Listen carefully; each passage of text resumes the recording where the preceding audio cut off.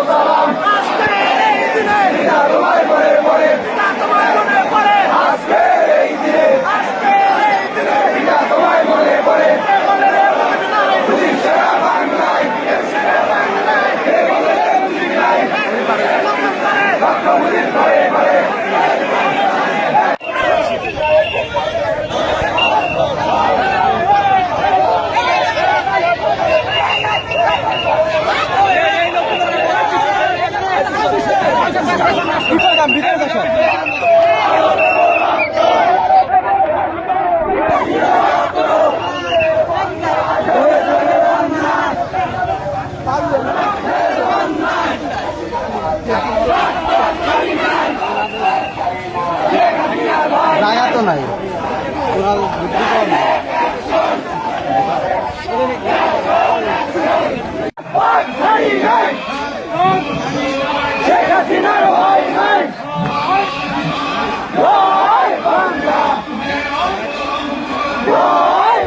বন্ধু